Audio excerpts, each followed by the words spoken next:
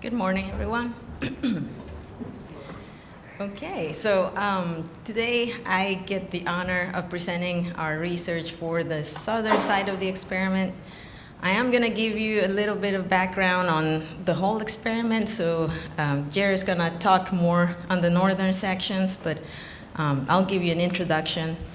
Many of you know about the Pavement Preservation Group study, but if you don't, here's the really short introduction. It is a long-term effort, and it is a pooled fund that has been conducted since 2012, and it is being led by MnDOT currently. We are in phase 2. And with that, the objective is to quantify the life-extending benefit of different types of pavement preservation treatments. We're not really trying to see which one's better because we know they all do different things, and there's different scenarios where we want to put them down, but we want to know what that benefit would be once we apply them. To give you a timeline of this research, we started back in 2012, and we placed our first test sections, and this was in a county road in Auburn, very close to our main lab for NCAT. We have 25 test sections, very short, 100-foot long, with a variety of different treatments. And it's low traffic, but it does have a lot of truck traffic in it because it's a road that leads into a quarry and an asphalt plant. That all went very well. There's a lot of information that we got from that. And the next logical step was, well, this was low traffic. What would happen if we were trying to do this in a higher traffic setting or in a different environment? So with that in mind, we started a partnership with Marriott, and that led to us being able to build new sections. So in 2015, we took our same set of treatments, added some more, put some additional combinations, and just conducted a new test site on US 280, which is a higher traffic roadway, also in Alabama. Then the next year, following year, we did the construction of test sections in Minnesota. So it was now kind of completing that matrix. We would have, again, the low traffic and the high traffic sections, but in a completely different environment. As you can imagine, Minnesota is as opposite as you could probably want from Auburn. So now we have hot climate and cold climate. There was one thing that we didn't quite get to in that 2016 round of construction, and it was doing cold recycled sections. We had done them in the southern part of the experiment. We didn't quite work out the logistics for it in 2016, but we got to it in 2019, and we built some cold recycled sections on 70th Street, which is the roadway that leads into the Marriott facility. And now we're looking at the end of this second phase of the experiment and the end of this year, so 2023. We got some very exciting follow-up research for phase 3 that Ben Worrell is going to be talking about tomorrow. So stay tuned for that. This is not quite over yet, but right now, I'd like to show this slide to just give you an idea of the magnitude of this research. In total, it's 145 test sections if we put them all together, north, south, all of that. If we are looking at the length of the sections, we have approximately 13 lane miles that we've been monitoring and analyzing through time. And that adds up to about 90 lane mile years worth of data. If you're familiar with the remaining service life concept and how we look at the data in that sense, that gives you an idea of a lot of data that we have generated through the years. So my challenge today is to condense 11 years of research into 30 minutes. So I'm just going to give you some highlights from everything that we have. And definitely, if you're interested, I'm going to point you in the direction where you can get some more information. We have a lot of different test sections with pretty much any treatment that you could possibly think of. Going from crack sealing, surface treatments, different types and configurations of chip seals and microsurfaces, fog seals, different types of thin overlays, cold recycling, which is now more dipping into the rehab area, but still, in a lot of combinations, we do a lot of chip seal and micro combinations, chip seal and thin overlay combinations, which have performed very well. We also have a very robust data collection plan.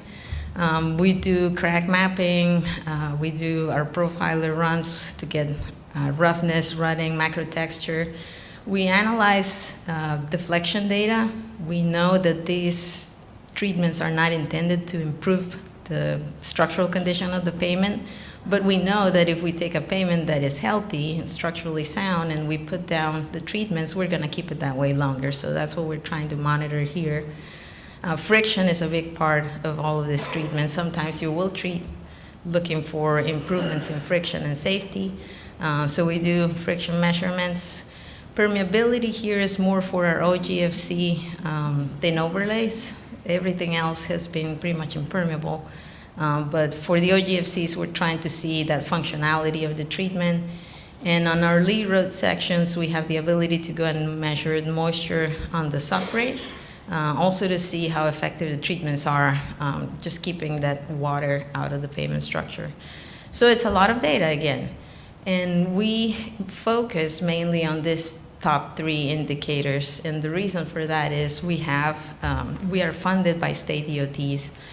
Each state DOT will have their own way of measuring pavement conditions. So what Alabama does is completely different from what Minnesota will do, from what New York or Arkansas. So how do we put this in terms that everyone will understand what we're talking about?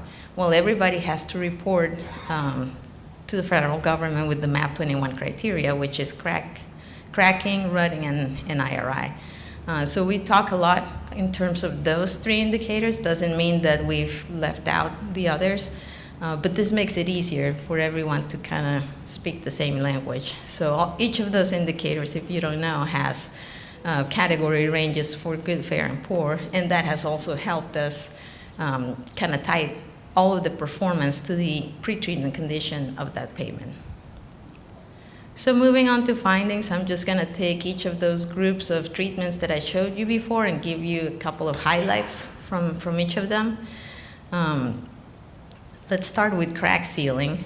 We've seen crack sealing being effective as a standalone treatment or as a combination treatment. So when we've done it with a chip seal or with a microsurface, it's also been effective.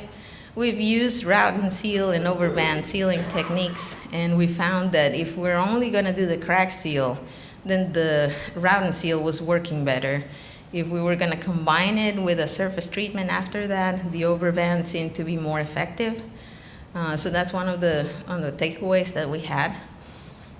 It's definitely helping to slow down crack deterioration. We haven't seen any failures with the sealant, so everything that was placed, it's still there, which is good. Some of the cracks that were sealed now have re-cracked, but I would say they're really low severity, as you can see in that picture, or maybe you can't see it, which gives you an idea of the severity of that crack. So it's a very fine crack. It did reappear on some sections, but I think for the most part, we're still keeping the water out of the pavement structure.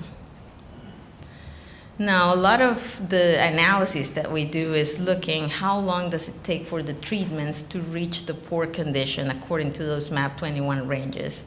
And specifically for the southern sections, we've seen that cracking is our predominant type of distress. It's not the case for Minnesota, which I'm sure Jerry's going to mention how roughness is more of their main thing there. But for us, cracking is what changes the most, so this is what I'm showing here. You can see the color coding here is the condition of the section overall at the time of treatment. So for example, that standalone crack sealing for low traffic, it took 3 years to get back to poor.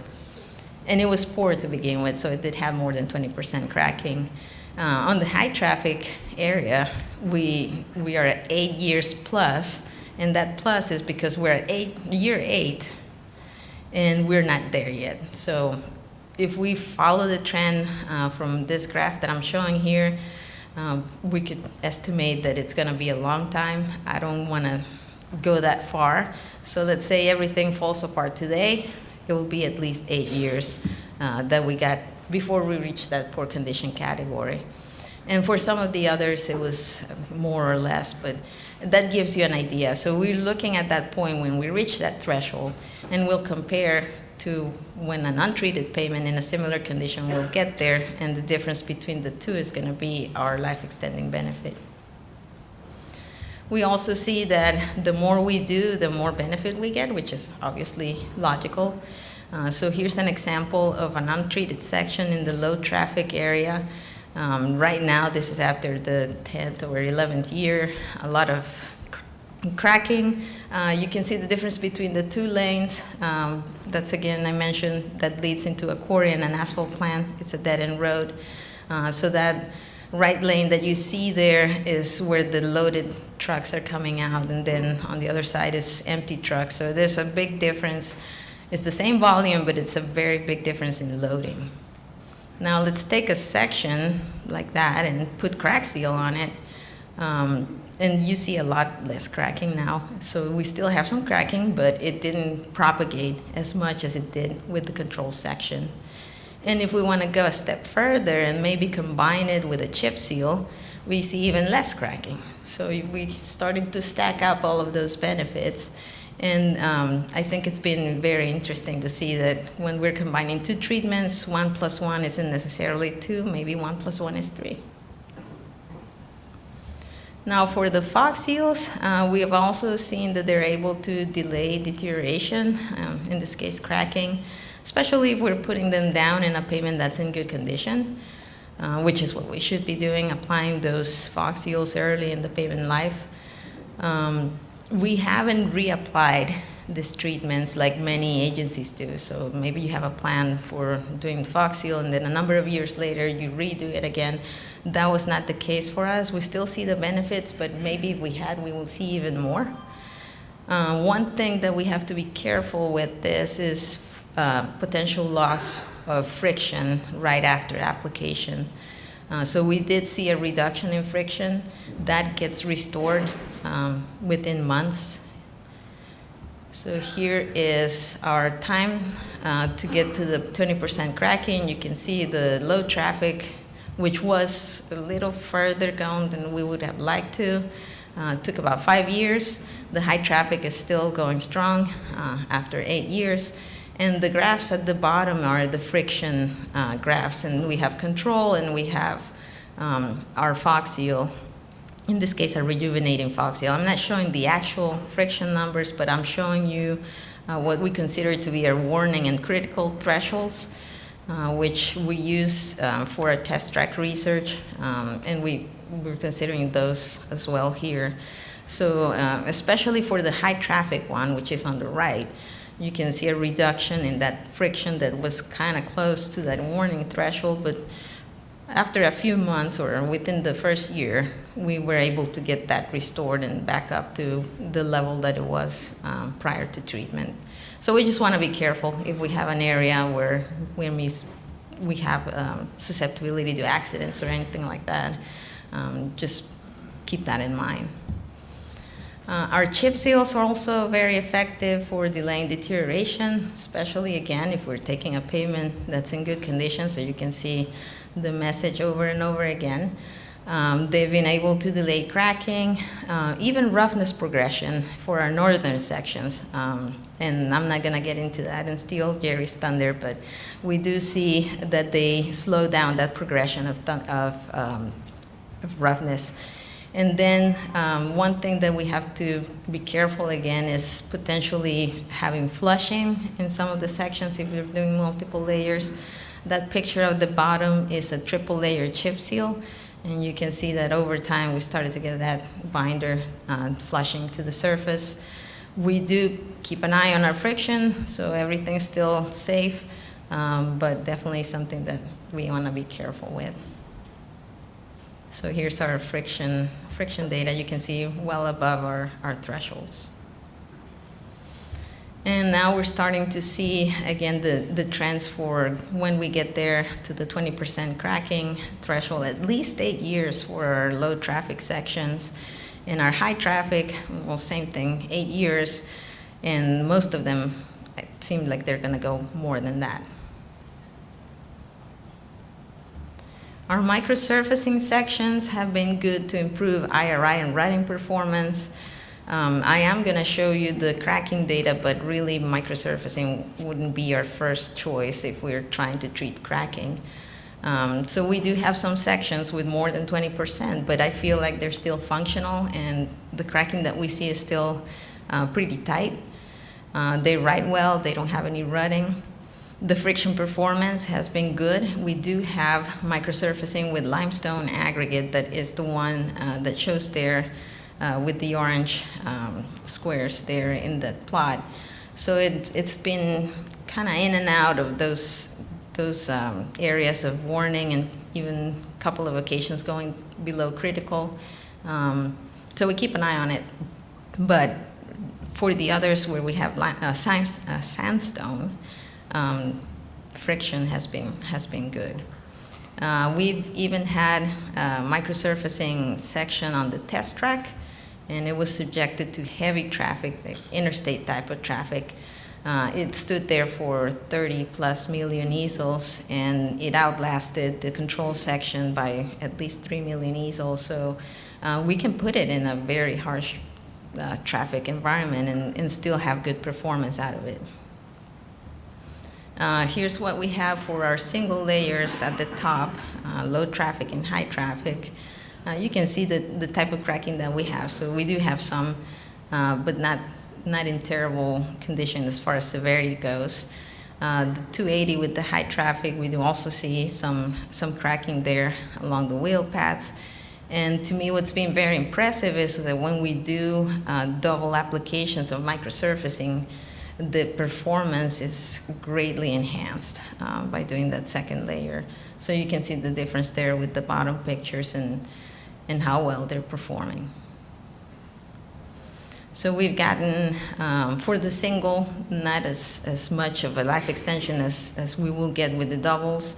We also have micros with fibers and HYMA micros. And for some of these, even though they were placed in the fair condition now, we're still expecting at least 8 years, maybe 11 years for the low traffic. So good performance from those enhanced applications. The thin overlays, again, we can see an improvement with IRI, with rutting performance.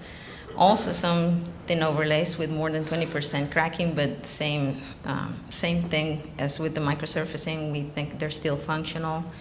Those were particularly a couple of sections that we did in the first round of construction where we used large amounts of recycled materials. So we had 50% wrap, 5% RAS, and it was just a volumetric design with no adjustments for binder grade or anything like that. So to no one's surprise, we ended up with a mix that was very brittle and that it cracked pretty soon. So we adjusted that in the next construction rounds. We did more of a balanced mix design approach, still using recycled materials, and we've gotten really good performance out of that. For friction performance, which could be a concern because we're placing these at 3/4 of an inch thick. So we're using very fine mixes to be able to accommodate our aggregates in there. And with that, you could have less texture, and potentially you could have less friction or skid resistance. But you can see there on the left, there's our micro texture for one of the sections. It definitely was lower compared to the original pavement. In time, as we got traffic and started to wear off a little bit, we gained some texture close to the level that it had before treatment. Our friction was also a little lower in the beginning, but then it just kind of went up and stayed stable. So it hasn't been an issue, really, for these mixes. And with the virgin materials, we definitely are getting better cracking performance.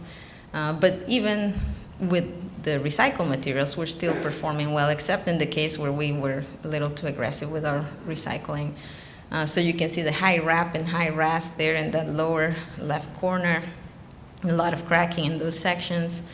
And then moving on to our asphalt binder replacement mix with the balanced mix design approach, it's a lot better in terms of performance, and it's standing there and doing its job. The expected life of the thin lace, pretty much everything still going there except for those wrap and rast sections. They lasted about 7 years, which is okay, but we could have gotten more. So if we're smart as how we design them and how we construct them and how we utilize our materials, we can get more benefit out of them. We also had ultra-thin bonded wearing courses and OGFCs. We found for the ultra-thin bonded wearing course, they're durable, effective treatments, but as with everything, we have to be careful with their site conditions. We had a failure with one of the sections slipping, and it was more of a problem with drainage in that particular area. We haven't seen anything else for the ultra-thin bonded wearing courses in any of the other 3 locations, but that just tells you we have to be careful with our existing conditions. We've seen good riding performance, good IRI performance, no raveling, and our friction is good.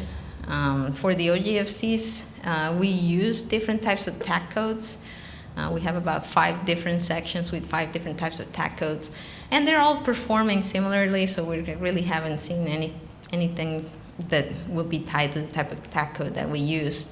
We test, we take course every year, and we test them for bond strength, and all of them are above the minimum, which is 100 psi. What we have seen is that the functionality has been decreasing over time. So those voids that we get with the OGFCs are starting to get clogged.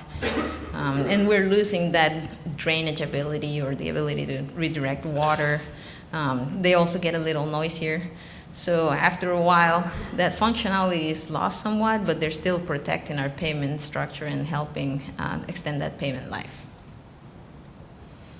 Now, the combinations are some of my favorite treatments because, again, we're stacking up those benefits, getting really a little bit more robust treatment, but really the benefits are greatly enhanced.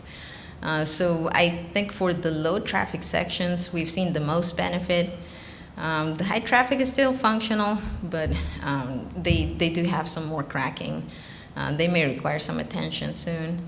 The microsurface will help us to have a good friction surface, skid-resistant surface.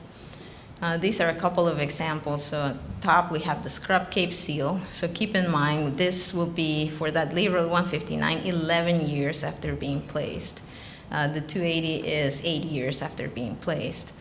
So they're looking great. Even the 280 has some cracking. We can see it there because there's a little bit of pumping in there, but it's not terrible. Then at the bottom, we have a fiber mat chip seal and thin lay combination, which is also performing great. So you can see, again, 11 years and 8 years after being placed, and they're doing a fantastic job. So I really like a combination of treatments. And for most of them, as you can see there, the low traffic, they were placed in a roadway that was in fair condition to begin with, and well, that 10 plus should actually be an 11 plus. So they're still going strong, and I really like that. The high traffic, we didn't get as much, but again, we have higher traffic, and it depends on the condition of the roadway at the time of treatment. Coal recycle sections, I mentioned we had some of those. They're able to withstand high and heavy traffic with only a very thin overlay on top as the riding surface, so that's an inch of hot mix. We've done our computations for structural coefficients since we do our falling weight deflectometer testing. We're in the 0.25, 0.35 range, which is within what we find in literature. I have seen that they are more susceptible to rutting and roughness progression. So there's an example there with that plot at the bottom. The dashed line is a control, so it doesn't really change over time. And then our coal recycle does increase, in this case, roughness a little bit more dramatically, but still performing well. Here's a picture of the 4 sections on 280. We only have them in high traffic. We can see that the CCPR with foam did get a little bit more cracking. Everything else is still performing well. The CIR emulsion at the end and the right side also has some cracking, but it's not pumping. Overall, I think with just that 1 inch, they've been able to withstand and serve their purpose. So they're still doing a good job. One thing that I wanted to show you before I wrap this up is that we have all of this information that can be accessed.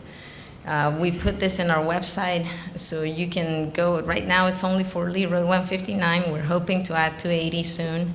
But this is just the observed performance. So if you're curious to see what a particular treatment has done over time, you can go here, select the treatment. If you want to see how it performs under good, fair, or poor pre-treatment condition, you can select that, and it will give you your cracking curves for control and treatment. So with that information, you can see the difference between those two. In this particular example, it will tell you that the control got to the poor condition category at 4.5 years. The treatment 7.7, so you subtract that and your life extension is 3.2 years. So we have that information for all of our low volume treatments, and we're adding the high traffic volume soon. Also, again, this is challenging to put all of this into a short presentation. We've been doing webinars every other month with each of those treatment groups. We started more than a year ago, I think, so we only have the coal recycling left to be done in October 3rd, I believe. So we'll be putting that on social media. These are free, but you do need to register. If you missed them, you can come to our website and watch the recordings, so they're all in there if you want to look at that. And we go from construction to performance to findings to everything that you wanted to know about our test sections. So some final thoughts. I think our treatments continue to be effective. If we're looking at poor condition to be that threshold of, well, this is where we're going to measure our benefits, we still have a lot of sections that are not quite there yet, which is a good thing. We can see that benefit is evident. We have to look at it with the relevant indicators. So think why you put down that treatment, what were you trying to address, and look at it in terms of that indicator to be fair to the treatment. We'll continue to monitor these sections on phase 3. As you can see, there's a lot of 8 pluses and 11 pluses in there, so we'll continue to look at those in the next few sections, and I'm sure we'll get a lot more information and we'll share it with everyone. And with that, I think I'm right on time.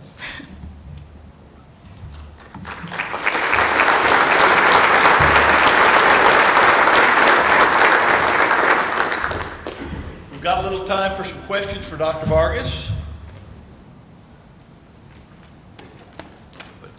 One right there. Yeah, if I remember right, you have a very detailed graph where you do through this thing.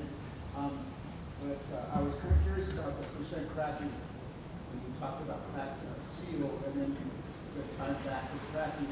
So you must, on crack seals, are you actually not including them until they open up? Yes, exactly. So the seal cracks we're not counting. We're kind of resetting and seeing how much more we get after that, unless they re-crack, yes. Adriana, can you repeat the question? Oh, yeah, so the question was about if we were counting the seal cracks or not for our crack sealing sections. Yeah, what are you defining as high traffic and low traffic? What are the So the question is what we're defining as low traffic and high traffic. Our low traffic sections had an ADT of about 500. High traffic, I think, was 18,000, 20,000, that range. So it's really relative to one another. And sometimes we see difference, sometimes we don't in performance. Yeah, on the thin lane, you showed the friction for towards the middle of the presentation. Do you know what the principal aggregate was for that mix? So the question is what the aggregate was for our thin lay sections? That was shown for the friction. Maybe this is a question for Buzz.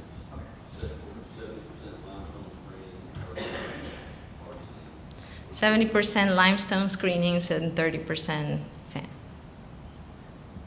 How far in advance, so when you did a combination treatment with crack seal, did you crack seal in front of the next treatment? Okay, so the question is how the time between crack sealing and any other treatment if we're combining. That was a matter of days for us because of the logistics of the project, but in an ideal world, it will be months. Okay, so crack seal was 1 day. Yeah, 1 to 2 days on crack seal cure.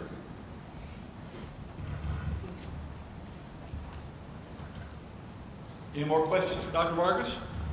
One back there. Depth of the cut in the CIR, I believe it was 4 inches. 4, yes, confirmed, 4. Well, thank you. Thank you very much.